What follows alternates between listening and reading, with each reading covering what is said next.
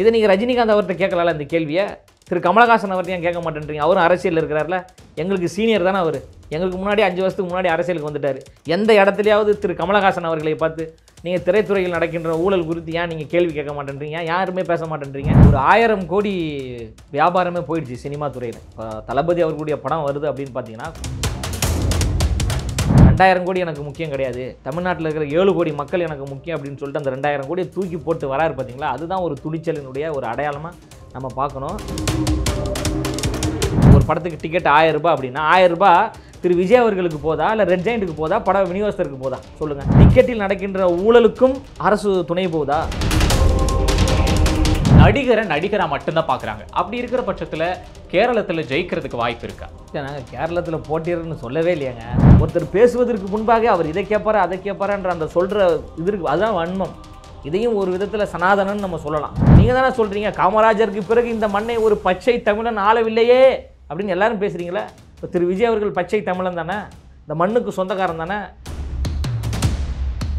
ஈழ போராட்டத்திலிருந்து உங்களை பார்த்துட்டு வரோம்.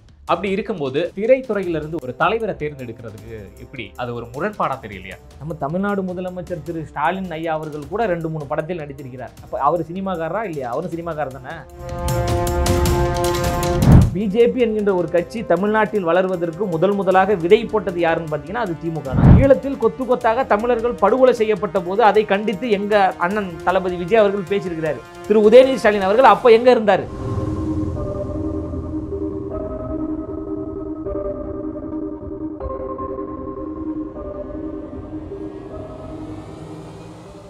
கியூப் தமிழ் நேயர்களுக்கு வணக்கம். நான் உங்கள் தினேஷ் ராஜ். நமது நையப்புடை நிகழ்ச்சியின் சிறப்பு விருந்தினராக தமிழக வெற்றிக் கழகத்தின் ஆதரவாளர் திரு லொயோலா மணி இணைந்திருக்கிறார். அவரை முதலாவது வரவேற்கலாம். வணக்கம் சார். வணக்கம். வணக்கம். எப்படி இருக்கீங்க? நல்லா இருக்கு. நீங்க எப்படி இருக்கீங்க? நல்லா இருக்கேன் சார். தமிழக வெற்றிக் கழகத்தோட மாவட்ட செயலாளர் பில்லா ஜெகன் மாற்றப்பட்டு அவருக்கு பதிலாக அவரோட தம்பி சுமன் வந்து நியமிக்கப்பட்டிருக்காரு. இதுக்கு என்ன காரணம்னு நினைக்கிறீங்க? இல்லை, இது எப்படின்னா அது தவறா பத்திரிகையில் சொல்கிறாங்க. அவர் வந்து பில்லா ஜெகன் அப்படின்னு சொல்கிற அந்த நபர் வந்து பார்த்தீங்கன்னா அவர் பயங்கரமான தளபதியோட ரசிகர். அவர் தளபதியுடைய நடிப்பு திறமையை பார்த்து ரசித்த ஒரு ரசிகர். இங்கே எப்படி இருக்குன்னா கட்சியிலையும் இருக்கிறாங்க, ரசிகர் மன்றத்துலேயும் இருக்கிறாங்க. ரசிகர் மன்றம் இருக்குது பார்த்தீங்களா, ரசிகர் மன்றம், விஜய் நற்பணி மன்றம், நற்பணி இயக்கம் இருக்குல்ல, அதுலேயும் உறுப்பினராக இருப்பாங்க.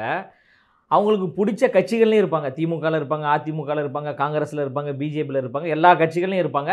ஆனால் சினிமா துறையில் தளபதி விஜய் அவர்களுடைய நடிப்பு திறமை ரொம்ப பிடிக்கப்பட்டு அவருக்கும் ரசிகராக இருப்பாங்க. அப்படி வந்து அவர் திமுகவில் ஏற்கனவே அவர் இருக்கிறார். திமுகவில் இருந்து கொண்டே தளபதி அவர்களுடைய அந்த மக்கள் இயக்கத்தினுடைய மாவட்ட பொறுப்பாளராக இருக்கார், ரசிகர் மன்ற பொறுப்பாளராக இருக்கார்.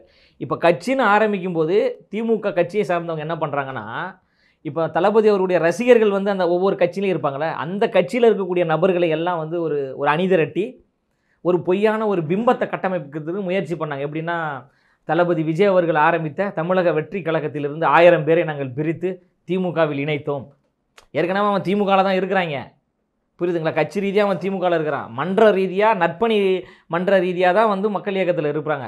அப்போ ஏற்கனவே இருக்கக்கூடிய திமுக கட்சியை சார்ந்தவர்களை ஒரு திரட்டி நாங்கள் வந்து தளபதி விஜயிடமிருந்து இவ்வளோ பேரை பிரித்து விட்டோம் அப்படின்ற ஒரு பொய்யான ஒரு குற்றச்சாட்டை பரப்பி அது மக்கள் மத்தியில் ஒரு குழப்பத்தை ஏற்படுத்தக்கூடிய வேலையில் வந்து அவங்க ஈடுபட முயற்சி பண்ணாங்க. அதை எங்கள் கட்சியை சார்ந்தவர்கள் கண்டுபிடித்து அவராக போய் சேருவதற்கு முன்பாக நாங்களே விலக்கி விட்டோம். அவ்வளோதான், வேறு எதுவுமே கிடையாது. ஸோ இதுதான் நீக்கப்பட்டதற்கான இதுதான் காரணம். புதுச்சேரியில் யாருக்கு போட்டியாக இருக்கணும்னு நினைக்கிறீங்க? அப்படி போட்டி போட்டால் புதுச்சேரியில் வந்து அக்செப்ட் பண்ணிக்குவாங்களா? புதுச்சேரியிலையும் ஆட்சியை பிடிக்கிறதுக்கான வாய்ப்பு இருக்கா? இல்லை, இது வந்து நீங்கள் யூகத்தின் அடிப்படையில் கேட்கக்கூடிய கேள்வி. இதற்கு எல்லாமே தலைமை அலுவலகத்திலிருந்து முறையான அறிவிப்புகள் வரும். எல்லாமே நானே சொல்லிட்டேன்னா இப்போ எங்கள் தலைவர் என்ன தான் பேசணும்னு நினைக்கிறீங்க? நாங்களும் கொஞ்சம் விட்டு வைக்கணும்ல, விட்டு வச்சா தானே தலைவர் பேசுவார். நீங்கள் கேட்கக்கூடிய கேள்வி நியாயமான கேள்வி தான். ஆனால் பதில்கள் எல்லாமே வந்து தலைவர் சொல்லுவாங்க, பொதுச் செயலாளர் சொல்லுவாங்க, முறையாக எல்லா அறிவிப்புகளும் வரும். ஸோ இதுக்கான பதில் வந்து தலைவர்கிட்ட இருந்து வரும், பொதுச் செயலாளர்கிட்ட இருந்து வரும், கட்சிகிட்ட இருந்து உறுதியாக வரும். தமிழக வெற்றி கழகத்தை தமிழ்நாட்டில் மட்டும் இல்லாமல் கேரளத்திலையும், அண்டை மாநிலமான கேரளத்திலையும் நிறுவுறதுக்கு வாய்ப்பு இருக்குது அப்படின்னு சொல்லப்படுது. ஆனால் அங்கே வந்து நடிகராக மட்டும்தான் பார்க்குறாங்க. அப்படி இருக்கிற பட்சத்தில் கேரளத்தில் ஜெயிக்கிறதுக்கு வாய்ப்பு இருக்கா? நாங்கள் கேரளத்தில் போட்டிடுறோன்னு சொல்லவே இல்லையாங்க. எல்லாமே நீங்கள் யூகத்தின் அடிப்படையில் தான் கேட்குறீங்க. தலைவருக்கு வந்து கேரளாவில் மட்டும் இல்லை, இந்தியா முழுவதும், ஏன் வந்து உலகம் முழுவதும் இருக்கக்கூடிய தமிழகத்தினுடைய இல்லத்திலும் அவர்களுடைய உள்ளத்திலும் நீங்காத ஒரு இடம் பிடித்தவர் தான் தளபதி அவர்கள். எல்லா இடத்துலையும் அவருக்கு ரசிகர்கள் இருக்காங்க. அந்த அடிப்படையில் கேரளாவில் வந்து மிக கூடுதலாக மிக ஒரு மூர்க்கமான வீரியமான ரசிகர்கள் அவர்கள் இருக்காங்க. ஆனால் நாங்கள் வந்து அங்கே போட்டியிடுறோம்லாம் சொல்லலை, சரிங்களா. ஆனால் ரசிகர்கள் இங்கே வராங்க, வந்து சந்திக்கிறாங்க, ஆலோசனைகள் நடந்துக்கிட்டே இருக்குது. ஏற்கனவே வந்து மக்கள் இயக்கம்னு ஒன்று இருக்குது, இப்போ கட்சின்னு ஒன்று அறிவிச்சிட்டிங்க. மக்கள் இயக்கம் வந்து கட்சியோட இணையுமா, இல்லை மக்கள் இயக்கம் வந்து தனியாக ஃபேன்ஸ் கிளப் வந்து தனியாக செயல்படுமா, கட்சி தனியாக செயல்படுமா என்கின்ற கலந்தாய்வு கூட்டங்கள் நாள்தோறும் நடந்துக்கிட்டு இருக்குது. பொதுச் செயலாளர் தலைமையில் நடந்துக்கிட்டு இருக்கு. எல்லா அறிவிப்புகளும் முறையாக உங்களுக்கு வரும். ஓகே, கேரளான்னு சொல்லும்போது ஒரு ஞாபகம் வருது. என்ன அப்படின்னா, கேரளத்தில் ஒரு சிறுமி கிட்ட, ஒரு குழந்தைகிட்ட வந்து விஜய் வந்து இனிமேல் நடிக்க மாட்டார், விஜய் அங்கிள் இனிமேல் சினிமாவில் நடிக்க போகிறதில்ல அப்படின்னு சொல்லிட்டு அந்த குழந்தைகிட்ட சொன்னோன்னா குழந்தை கதறி அழுது. இது நீங்கள் பார்த்தீங்களா? இது இப்போ ட்ரெண்டிங்காக ஆமாம், பார்த்தேன். குழந்தைகள் மட்டும் அழலை, சினிமாவில் இருக்கக்கூடிய எல்லாருக்குமே வந்து இது மிகப்பெரிய ஒரு வருத்தமாக இருக்குது. ஏன்னா வந்து ஒரு 1000 கோடி வியாபாரமே போயிடுச்சு சினிமா துறையில். இப்போ தளபதி அவர்களுடைய படம் வருது அப்படின்னு பார்த்தீங்கன்னா, குறைஞ்சது பார்த்தீங்கன்னா ஒரு 1000 கோடிக்கு உண்டான வருமானம் அங்கே இருக்கும். அது தொடர்பாக வந்து நிறைய பேருடைய வாழ்வாதாரம் பாதிக்கப்பட்டுருச்சு. நிறைய பேருக்கு உழைப்பு இல்லை. ஏன்னா அவர் மார்க்கெட் ரொம்ப உச்சத்தில் இருக்கிறார். ரொம்ப நீர்த்து போய் வரல, பட வாய்ப்புகள் இல்லாமல் வரல. அவர் இப்போ கூட ஒரு படத்துக்கு 200 கோடி கொடுங்க அப்படின்னு கேட்டால் கூட கொடுப்பதற்கு தயாரிப்பாளர்கள் க்யூவில் நிற்கிறாங்க. நல்லா ரொம்ப ஆரோக்கியமாக இருக்கிறாரு. பார்த்தா 50 வயசு மாதிரிலாம் தெரியாது. இன்னும் 10 ஆண்டுகள் அவர் வந்து படம் நடிக்கலாம். இப்போ வருஷத்துக்கு ஒரு படம் அப்படின்னு போட்டிங்கன்னா 10 வருஷத்துக்கு 10 படம். ஒரு படத்துக்கு 200 கோடின்னு போட்டிங்கன்னா 10 படத்துக்கு 2000 கோடி. 2000 கோடியை சம்பாதிச்சு சொகுசான வாழ்க்கை வாழலாம். அவர் நினச்சி பார்க்க முடியாத வாழ்க்கை கூட அவர் வாழ்ந்துருக்கலாம். ஆனால் அதெல்லாம் எனக்கு தேவையில்லை. நான் இவ்வளோ தூரம் உயர்வதற்கு முழு காரணமாக இருந்தது தமிழ்நாட்டு மக்கள் தான். அந்த மக்களுக்கு நான் ஏதாவது பண்ணணும். நான் ஆரோக்கியமாக இருக்கும்போது, நான் நல்லா இருக்கும்போது பண்ணணும். 2000 கோடி எனக்கு முக்கியம் கிடையாது. தமிழ்நாட்டில் இருக்கிற 7 கோடி மக்கள் எனக்கு முக்கியம் அப்படின்னு சொல்லிட்டு அந்த 2000 கோடியை தூக்கி போட்டு வராரு பார்த்தீங்களா? அதுதான் ஒரு துணிச்சலினுடைய ஒரு அடையாளமாக நம்ம பார்க்கணும். அது வந்து நிறைய பேர் சொல்கிறாங்க. இப்போ அண்மையில் கூட வந்து திரைப்பட உரிமையாளர் சங்கத்தினுடைய தலைவரே பேட்டி கொடுத்துருந்தாரு. விஜய் அவர்கள் வந்து நடிக்காமல் போகிறது வந்து ரொம்ப வருத்தமாக இருக்குது. நீங்கள் அரசியல்லையும் இருங்க, ஆனால் வருடத்துக்கு ஒரு படம் நடிங்க. ஏன்னா உங்களுக்குன்னு ஒரு ஃபேன்ஸ் கூட்டம் இருக்குது, உங்களை நம்பி தொழிலாளர்கள் இருக்காங்க, உங்களுக்குன்னு ஒரு மார்க்கெட் இருக்குது, உங்களுக்குன்னு ஒரு வியாபாரம் இருக்குது. இப்போ நீங்கள் போகிறதுனால அந்த தமிழ் சினிமாவினுடைய வியாபாரமே வந்து ரொம்ப ஒரு மந்தமான ஒரு நிலைக்கு போயிடும். அதனால் தமிழ் சினிமாவை காப்பாற்றணுன்னா தளபதி விஜய் அவர்கள் தொடர்ந்து நடிக்கணும் அப்படின்னு சொல்லிட்டு திரைத்துறையில் இருக்கவங்களே சொல்கிறாங்க. அப்போ திரைத்துறையில் இருக்கிறவங்களே சொல்லும்போது இவரை திரையில் ரசித்தவர்களுக்கு மனசு கஷ்டமாக தானே இருக்கும். குழந்தைகள் முதல் பெரியவர்கள் வரை என்ன சொல்கிறாங்கன்னா, நீங்கள் அரசியலுக்கு வாங்க, நாங்கள் வரவேற்கிறோம், அதே நேரத்தில் நீங்கள் படமும் நடிங்க அப்படின்னு சொல்கிறாங்க. இது வந்து அவரை வந்து அன்புள்ளத்தோடு எல்லாரும் நேசிக்கிறாங்க அப்படின்றதுக்கான ஒரு அடையாளமாக நம்ம பார்க்கலாம். ஓகே, இப்போது தமிழக மக்களுக்காக தான் எல்லாமே பண்ணுறாங்க அப்படின்னு சொல்லும்போது அவரோட படங்கள், அதாவது எந்த படம் வெளியில் வந்தாலுமே ஒரு தொடர்ந்து ஒரு 3 நாட்களுக்கு வந்து திரையரங்குகளில் டிக்கெட்டோட விலை வந்து தாறுமாறாக இருக்குது. அப்படி இருந்துமே மற்ற இப்போது அதுக்கு வந்து விஜய் எந்த விதமான அப்போஸும் பண்ணல. ஆனால் இப்போ திரும்ப அவர் திரைத்துறையில் இல்லாமல் அரசியல்வாதியாக இருக்கார். அப்படிங்கிற பட்சத்தில் இப்போ வரப்போகிற கோட் அந்த படத்துக்கு கட்டணம் உயர்த்தப்பட்டு இதே மாதிரி நடைமுறையில் இருந்துச்சுன்னா இதுக்கு அப்போஸ் பண்ணுவார். கட்டணத்தை யார் உயர்த்துறா? விஜய் அவர்கள் உயர்த்துறாரான்னு தான் ஒரு கேள்வி. இல்லை, திரைத்துறையில் மக்களுக்காக தான்.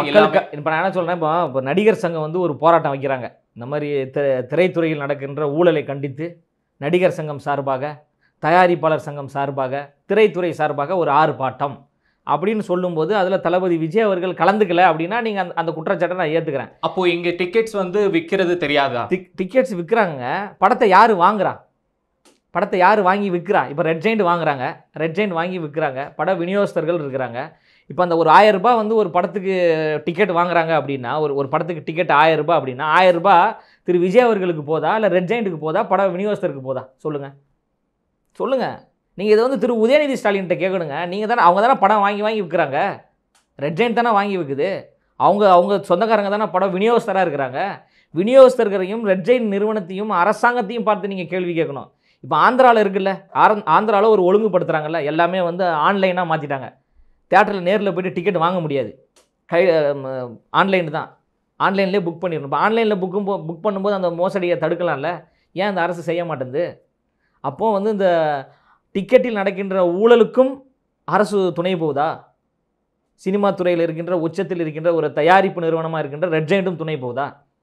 இப்போ அது குறித்து உதயநிதி ஸ்டாலின் பேசியிருக்கணுங்க. அவர் ஒரு தயாரிப்பு நிறுவனம் வச்சுருக்கிறாரு, ஒரு ஆளுங்கட்சியில் இருக்கிறாரு, ஒரு அமைச்சராக இருக்கிறாரு, அவங்க குடும்பத்தை சார்ந்து அவங்க அப்பா தான் முதலமைச்சராக இருக்கிறாரு. அவங்க இதை கொடுத்து பேசலாம்ல, குரல் கொடுக்கலாம்ல.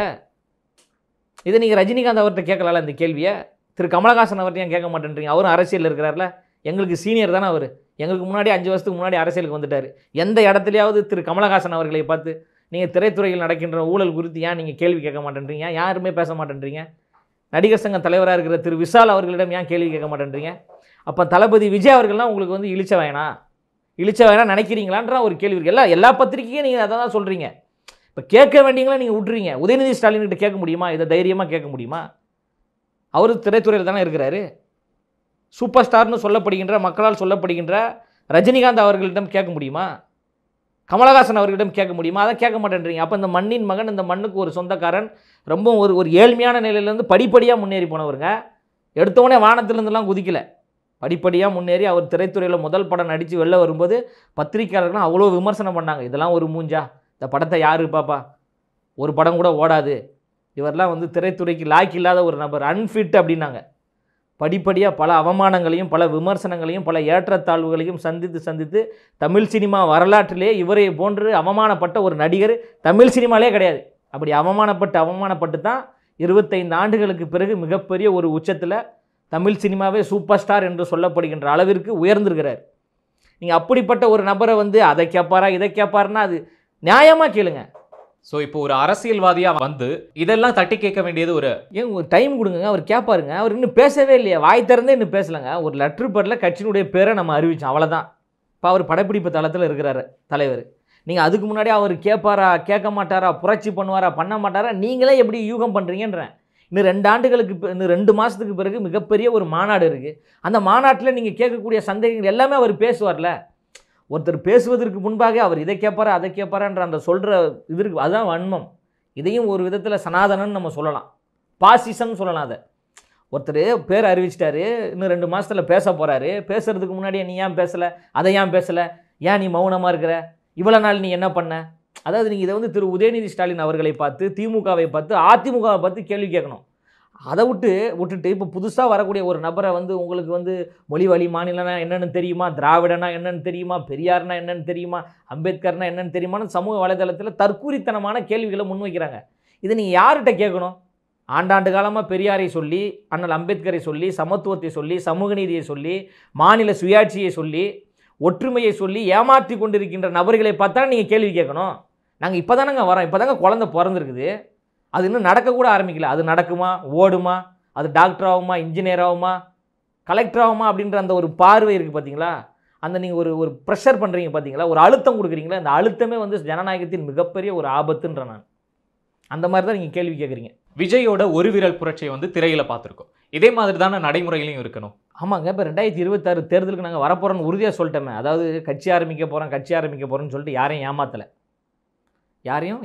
பல ஆண்டுகளாக நாங்கள் யாரையும் காத்திருக்க வைக்கல. கட்சி ஆரம்பிக்க போகிறோன்னு சொன்னோம், கட்சி ஆரம்பிச்சிட்டோம், கட்சியினுடைய பேரையும் அறிவிச்சிட்டோம், கட்சி பதிவுக்கு போயிருச்சு, பொறுப்பாளர்களுடைய வேலைகள் நடந்துக்கிட்டு இருக்குது, கொள்கை கோட்பாடுகள் என்னென்ற வேலைகள் நடந்துக்கிட்டு இருக்குது, ஆட்சிக்கு வந்தால் என்ன செயல் திட்டங்கள் பண்ண போகிறன்ற வேலைகள் நடந்துக்கிட்டு இருக்குது. 2 மாதத்திற்கு பிறகு மிகப்பெரிய மாநாடு எங்கே நடக்க போகுதுன்ற திட்டமிடல் எல்லாமே போயிட்டுருக்கு. யாரையும் நாங்கள் ஏமாற்றலை, சரிங்களா? இப்போ புரட்சி என்பது உடனே நடக்க போகிறது கிடையாது. புரட்சி என்பது கொஞ்சம் கொஞ்சமாக தான் நடக்கும். அதுக்கு தான் 2026 வரைக்கும் எங்களுக்கான காலகட்டம் இருக்குது, 1.5 வருஷம் இருக்குது.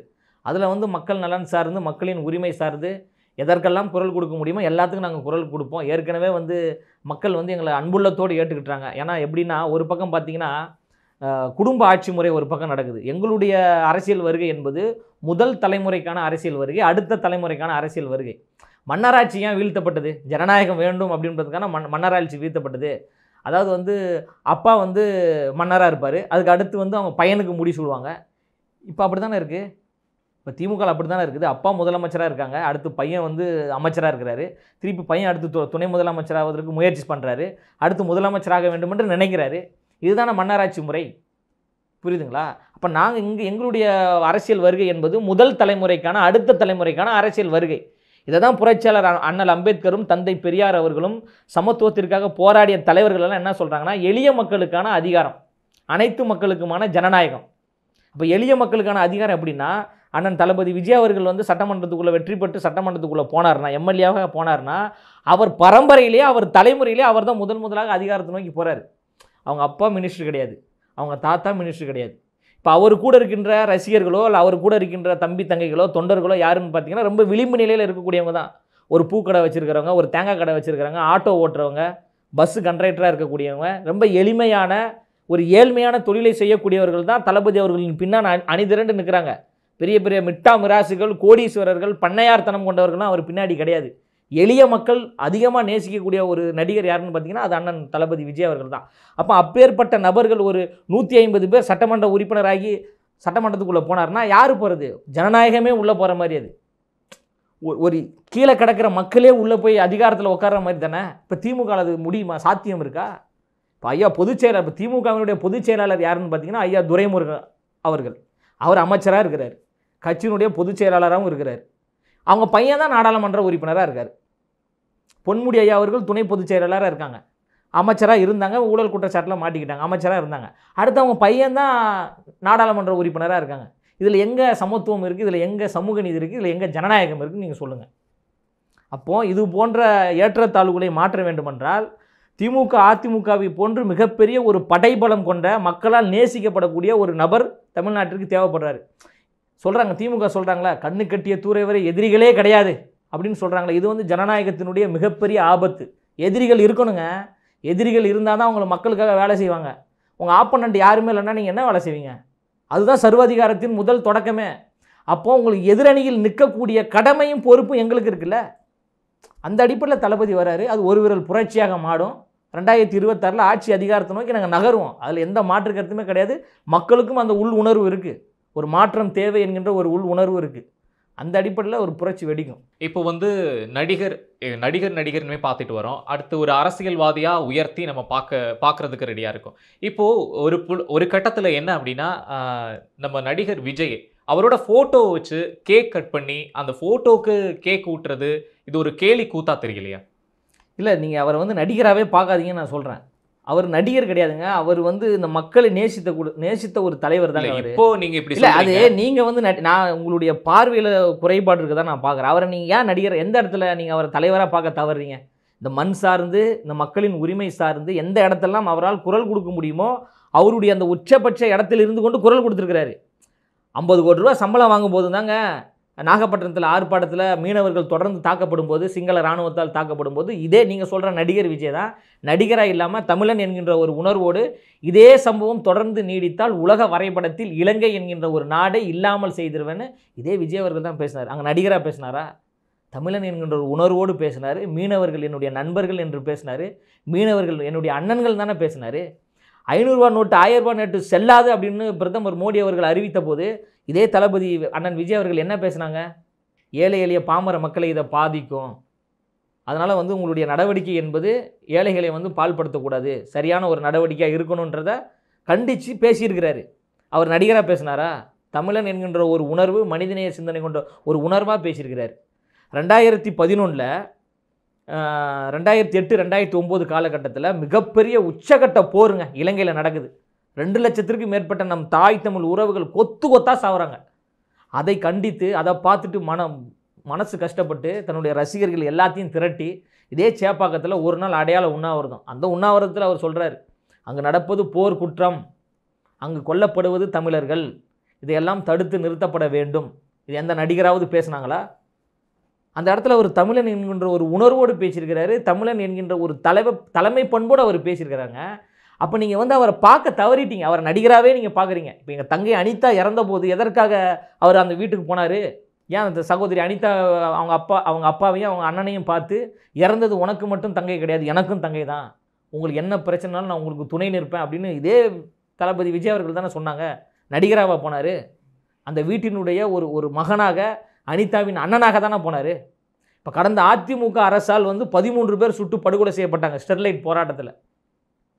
அதற்கு இவர் தானங்க போனார். பாதிக்கப்பட்ட ஒவ்வொரு குடும்பத்தையும் சந்தித்து ஒவ்வொரு குடும்பத்திற்கும் தலா 1 லட்சம் ரூபாய் நிவாரண நிதி கொடுத்தது மட்டும் இல்லாமல் எந்த உதவினாலும் கேளுங்க நான் செய்கிறேன் அப்படின்னு சொல்லியிருக்கிறார்ல. நடிகராக போனார்.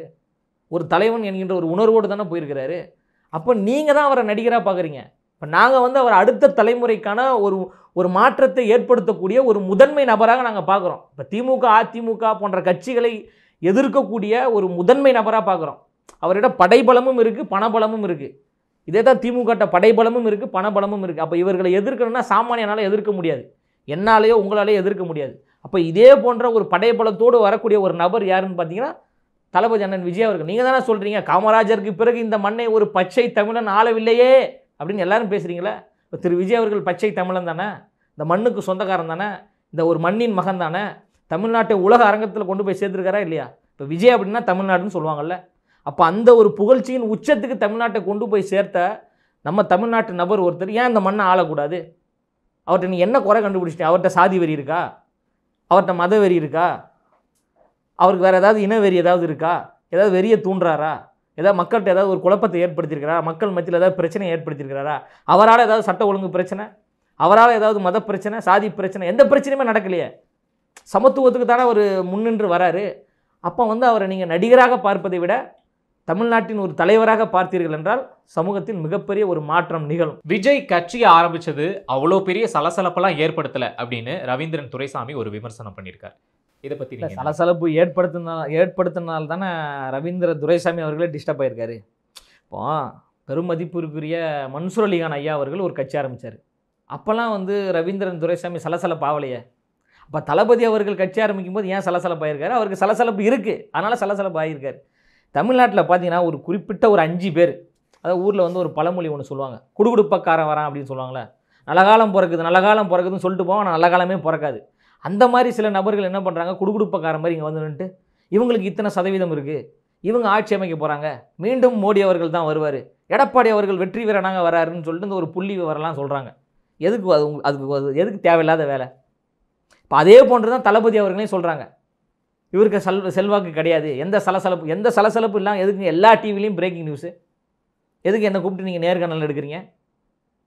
தளபதி அவர்கள் நடந்தால் ஒரு பிரேக்கிங் நியூஸ், அவர் பேசினா ஒரு பிரேக்கிங் நியூஸ். எதுக்கு அவ்வளோ கூட்டம்? எதுக்கு தமிழ்நாடு ஃபுல்லாக பட்டாசு வெடித்து ஏன் கொண்டாடுறான்? எல்லா இடங்களும் எதுக்கு சுவர் ஒட்டி ஓட்டுறான்? அப்போ ஒரு சலசலப்பு இருக்குல்ல. திமுக அதிமுக போன்ற கட்சிகளே ஒரு பயத்தில் இருக்கிறாங்க. அவங்க வெளியில் காட்டாமல் இருந்தாலும் அந்த ஒரு பயம் இருக்குது.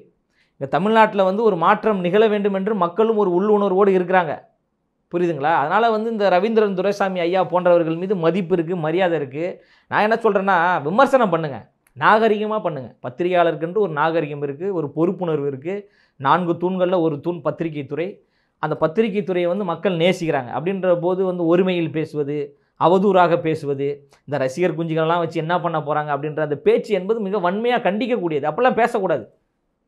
இவர் வந்தால் வெற்றி பெறுவாரா, இவருக்கு எத்தனை சதவீதம் வாக்கு வரும், இவர் கொள்கை கோட்பாடு சரியாக இருக்கான்னு பேசுங்க. இந்த ரசிகர்கள் எல்லாம் ஓட்டா மாறுமா அப்படின்லாம் பேசக்கூடாது. அது 26 உங்களுக்கு தெரியும். நாங்கள் தான் சொல்ல 26 என்ன நடக்குன்றதை காத்திருந்து வெயிட் பண்ணி பாருங்கள். ஏன் அதுக்கு முன்னாடி ஒரு பதட்டன்றேன். நாங்கள் 24 நிற்கலைங்க. நாடாளுமன்ற தேர்தலில் நாங்கள் நிற்கலை. 26 சட்டமன்ற தேர்தல் தான் நிற்க போகிறோம். இன்னும் அதுக்கு 1.5 வருஷம் இருக்குது. 1.5 வருஷத்துக்கு முன்னாடி ஏன் உங்களுக்கு ஒரு பதட்டம், ஏன் பதைப்பு, ஏன் பரபரப்பு, ஏன் சலசலப்பு ஆகுறீங்க?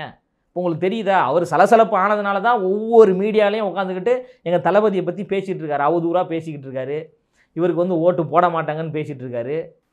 மக்கள் ஓட்டு போடுவாங்க. உங்களுக்கு என்ன வேலை? யூடியூப் சேனலில் 4000 5000 கொடுக்குறாங்களா? அதை வாங்கிட்டு பேசுங்க, உண்மையாக பேசுங்க, பொய் பேசக்கூடாது. இப்போ தளபதி அவர்கள் மாநாடு போட போகிறாரு ஒரு 2 மாதத்துக்கு பிறகு. எத்தனை லட்சக்கணக்கான கூட்டம் வருதுன்னு பார்க்குறீங்களா? பணம் கொடுப்பதற்காக கண்டதுகளே. அதான் ஊரில் ஒரு பழமொழி சொன்ன, 4 பேர் 4 விதமாக பேசுவாங்க அப்படிம்பாங்க. ஒருத்தர் உண்மையை பேசுவார், ஒருத்தர் இல்லாததை பேசுவார், ஒருத்தர் பொல்லாததை பேசுவார், ஒருத்தர் பொய் பேசுவார். இந்த மாதிரி ஊடகத்தில் ஒரு 4 பேர் உட்காந்துக்கிட்டு இல்லாத பொல்லாததெல்லாம் பேசுகிறது. மீண்டும் திரு உதயநிதி ஸ்டாலின் அவர்கள் தான் முதலமைச்சராக போகிறார், அவங்க அப்பாவால் முடியாது, எடப்பாடி பழனிசாமி அவர்கள் தான் மீண்டும்.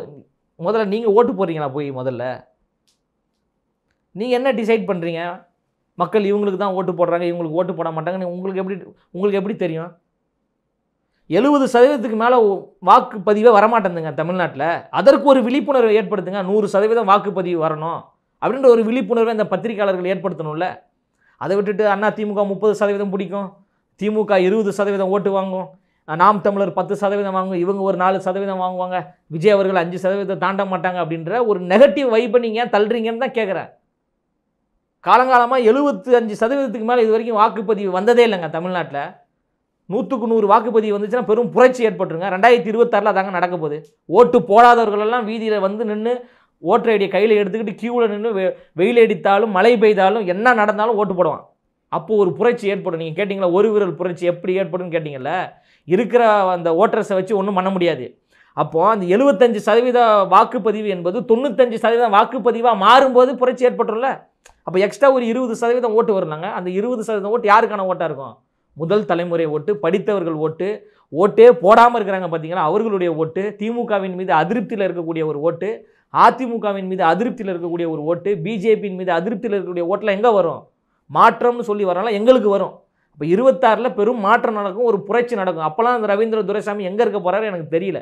பேசுங்க, உரிமையில் பேசாதீங்க, அவதூறாக பேசாதீங்க. ஸோ இந்த 75% வாக்கு வந்து 95% மாற்றி அமைப்போம் அப்படின்னு சொல்றீங்க. கண்டிப்பாக, உறுதியாக. ஈழ போராட்டத்திலிருந்து உங்களை பார்த்துட்டு வரோம். அப்படி இருக்கும்போது, அதாவது இடதுசாரிகளில் நின்று உங்களோட எல்லா போராட்டங்களையுமே பார்த்துட்டு வரோம். அப்படி இருக்கிற பட்சத்தில் திரைத்துறையிலிருந்து ஒரு ஒரு தலைவரை தேர்ந்தெடுக்கிறதுக்கு எப்படி அது ஒரு முரண்பாடாக தெரியலையா? இப்போ தளபதி அண்ணன் விஜய் அவர்கள் இடதுசாரி தானே. இப்போ தந்தை பெரியாரை படிங்கள்னு சொல்கிறாரு. இப்போ தந்தை பெரியார் அவர்கள் யார்? இடதுசாரி தலைவர் தான். அண்ணல் அம்பேத்கரை படிங்கள்னு சொல்கிறார். அண்ணல் அம்பேத்கர் அவர்கள் யார்? சமத்துவத்திற்காக போராடிய ஒரு தலைவர். அவர் ஒரு இடதுசாரி தலைவர் தான். காமராஜர் அவர்களை படிங்க அப்படின்னு சொல்கிறாரு. காமராஜர் அவர்கள் யார்? அவர் ஒரு இடதுசாரி தலைவர் தானே. இந்த மண்ணுக்காக மக்களுக்காக போராடிய ஒரு தலைவர் தானே. அப்போ இவர்கள் எல்லாம் படிங்க அப்படின்னு சொல்லிட்டு அடுத்த தலைமுறைக்கு அந்த பள்ளி மாணவர்களுக்கு கடத்துறாருல்ல, இதுதானே ஒரு இடதுசாரி தன்மை கொண்ட ஒரு பண்பு. இதுதானே வந்து ஒரு நேர்மையான ஒரு அரசியல் பண்பு. அதை தானே அண்ணன் தளபதி விஜய் அவர்கள் செய்கிறாரு. அவரை எப்படி நீங்கள் வலதுசாரியோடு தள்ளுறீங்க? இதுவே பெரிய ஒரு முரணாக இருக்குது பாருங்கள். தலைவர்களை வந்து தரையில் தேடுங்க, திரையில் தேடாதீங்க அப்படின்னா, அப்போ பெருமதிப்பிற்குரிய ஐயா எம்ஜிஆர் அவர்கள் யார்? ஐயா அண்ணா அவர்கள் யார்? அம்மையார் ஜெயலலிதா அவர்கள் யார்? மறைந்த கேப்டன் ஐயா விஜயகாந்த் அவர்கள் யார்? உங்கள் திமுக கட்சியை சார்ந்த திண்டுக்கல் லியோனின்னு ஒருத்தர் இருக்கிறாரு. அவர் எந்த துறையிலிருந்து வந்தார்? அவரும் சினிமா துறையிலேருந்து தான் வந்திருக்கிறாரு. அடுத்து நீங்கள் சின்னவர் என்று அன்போடு அழைக்கிறீங்க திமுக கட்சியை சார்ந்தவங்க. அவர் திரு உதயநிதி ஸ்டாலின் அவர்கள் வந்து சுதந்திர போராட்டத்திற்கு போராடினாரா? இந்தி திணிப்பு போராட்டத்தில் ஈடுபட்டாரா? செக்கிழுத்தாரா? எதுவுமே பண்ணல. அவரு ஒரு 10 படம் நடித்தார், அப்புறம் படம் தயாரித்தார். அதன் பிறகு இப்போ அரசியலுக்கு வந்திருக்கிறாரு. அவங்க அப்பாவினுடைய பேரை பயன்படுத்தி கொண்டு அரசியலுக்கு வந்திருக்கிறாரு. அப்போ வந்து நீங்கள் அப்போ திமுகவுக்கு ஓட்டு போடக்கூடியவர்கள், திமுகவுக்கு ஆதரவு தெரிவிக்கக்கூடியவர்கள், திமுகவோடு கூட்டணி வைத்திருப்பவர்கள் எல்லாம் நீங்கள் தலைவரை எதில் தேடுறீங்க? திரையில் தேடுறீங்களா, தரையில் தேடுறீங்க? நம்ம தமிழ்நாடு முதலமைச்சர் திரு ஸ்டாலின் ஐயா அவர்கள் கூட 2-3 படத்தில் நடித்திருக்கிறார். அந்த படம் கூட நீங்கள் பார்த்துருப்பீங்க. அப்போ அவர் சினிமாக்காரரா இல்லையா? அவரும் சினிமாக்காரர் தானே. சினிமா என்பது ஒரு துறைங்க, அது ஒரு தொழில். புரியுதுங்களா? எப்படி வந்து ஒரு ஆட்டோ ஓட்டுறது ஒரு தொழிலோ, எப்படி வந்து ஒரு டாக்டர் வேலை செய்கிறது ஒரு தொழிலோ, அதே போன்று சினிமா என்பது ஒரு தொழில். இதில் என்ன கொஞ்சம் கூடுதலாக கொஞ்சம் பணம் கிடைப்பதை விட கொஞ்சம் விளம்பரம் கிடைக்கும். எல்லா மக்கள்கிட்டையும் போய் சேர்ந்துடலாம். அந்த அடிப்படையில் தான் நீங்கள் பார்க்கணுமே ஒழிய, தலைவர்களை வந்து திரையில் தேடுவது அப்படின்றது வந்து மிக மிக வன்மையான ஒரு கண்டனத்துக்குரியது. அவர் அண்ணன் விஜய் அவர்கள் தொடர்ந்து 25 ஆண்டு காலமாக பொது வாழ்க்கையில் இருக்கிறாரு. ஆனால் திரு உதயநிதி ஸ்டாலின் அவர்கள் ரெட் ஜெயின் நிறுவனத்தின் தலைவராவதற்கு முன்பாக, சட்டமன்ற உறுப்பினர் ஆவதற்கு முன்பாக, அமைச்சர் ஆவதற்கு முன்பாக அவர் என்ன செய்து கொண்டிருந்தார்? 10 லட்சக்கணக்கான இளைஞர்கள் மெரினாவில் கூடி நின்று ஜல்லிக்கட்டுக்காக போராட்டம் நடத்தினாங்கல்ல, எங்களுடைய பண்பாட்டை மீட்கணும்னு போராடினாங்கல்ல, அந்த போராட்டத்தில் கூட அண்ணன் தளபதி விஜய் அவர்கள் அந்த கூட்டத்தோடு கூட்டமாக நின்று இந்த இளைஞர்களுடைய போராட்டத்திற்கு நான் துணை நிற்கிறேன், பீட்டா உடனடியாக நாட்டை விட்டு வெளியேறு, கைது செய்யப்பட்ட இளைஞர்கள் எல்லாத்தையும் காவல்துறை விடுதலை செய்ய வேண்டும் என்று தளபதி அண்ணன் விஜய் அவர்கள் பேசினார். அண்மையில் அதை சொல்கிறேன், 2016 சொல்கிறேன். 2016 எங்கே இருந்தார் திரு உதயநிதி ஸ்டாலின் அவர்கள்? ஈழத்தில் கொத்து கொத்தாக தமிழர்கள் படுகொலை செய்யப்பட்ட போது அதை கண்டித்து எங்கள் அண்ணன் தளபதி விஜய் அவர்கள் பேசியிருக்கிறார். திரு உதயநிதி ஸ்டாலின் அவர்கள் அப்போ எங்கே இருந்தார்? திரு அண்ணாமலை அவர்கள் அப்போ எங்கே இருந்தார்? 500 ரூபா நோட்டு 1000 ரூபாய் நோட்டு செல்லாது என்ற போது அதை கண்டித்து எங்கள் தலைவர் அண்ணன் தளபதி அவர்கள் பேசியிருக்கிறாரு. அப்போ திரு உதயநிதி ஸ்டாலின் அவர்கள் எங்கே இருந்தாங்க? எங்கேயுமே இல்லையா? அப்போ அவர்களெல்லாம் நீங்கள் தலைவர்னு கொண்டாடும் போது 25 ஆண்டுகளாக இந்த மண்ணுக்காக குரல் கொடுத்துருக்கிறாரு, மக்களின் வாழ்வியலோடு குரல் கொடுத்துருக்கிறாரு, மக்களுடைய வாழ்வியலோடு தொடர்பு படுத்தி இருக்கக்கூடிய ஒரு நபரை வந்து நீங்கள் கூத்தாடி என்று சொல்வது எவ்வளோ ஒரு வேதனையை ஏற்படுத்துது.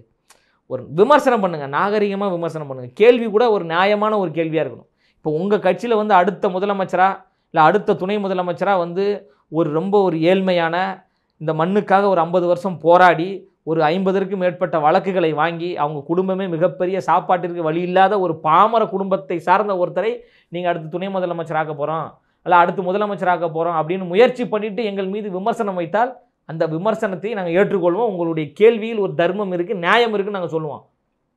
திரு உதயநிதி ஸ்டாலின் அவர்கள் வந்து 2000 இப்போ தானே மினிஸ்டர் ஆகியிருக்காரு. மினிஸ்டர் ஆகிறதுக்கு முன்னாடி இந்த சமூகத்திற்காக அவர் செய்த தியாகங்கள் ஒரு கடுகளவு சொல்லுங்கள்.